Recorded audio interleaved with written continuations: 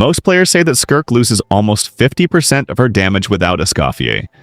But I've been playing Skirk since day one without Escoffier, and she still carried my account from AR 35 to AR 57.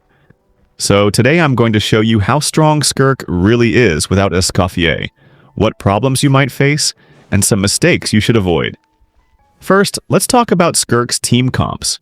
Her premium team is Skirk, Escoffier, Furina, and Mona. But the most important character here is Escoffier. Without her, Skirk's damage can drop by almost 50%. Since I don't have Escoffier, I replaced her with Charlotte. Charlotte is actually the only cryo healer option if you don't have Escoffier, and she can also use Thrilling Tales of Dragon Slayers to give Skirk an attack buff. If you don't have Charlotte but you have Furina, don't worry. You can try to get Charlotte from Skirk's banner because she doesn't really need constellations. If you have Escoffier but not Furina, you can use Mona or any hydro applicator like Xingqiu. And if you don't have Charlotte, you can also use Rosaria for cryo application. Now let's talk about the problems you might face when playing Skirk without Escoffier.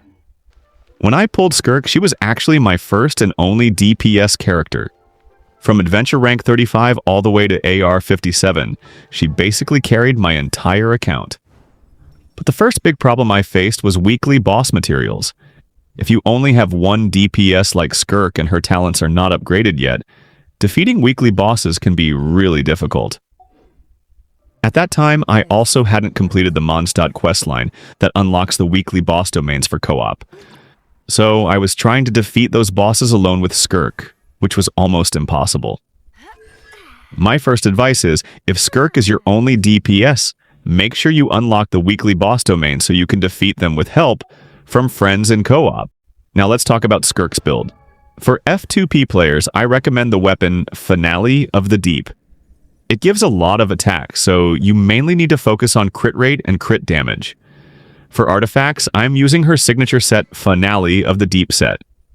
If you have Furina, you can also use the Hunter set, which works very well with her.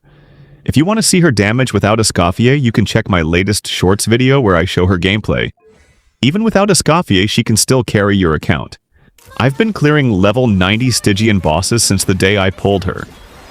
In one fight, the boss actually required a Pyro character, but my Cryo Skirk still defeated him without Escoffier. For Spiral Abyss, I'm currently clearing up to floor 11. I haven't cleared floor 12 yet, but that's mainly because I don't have another strong DPS for the second team. My current stats after buffs are around 3000 ATK, 65% crit rate, 225% crit damage, and I'm using R5 Finale of the Deep Sword. So overall, Skirk is an amazing DPS character.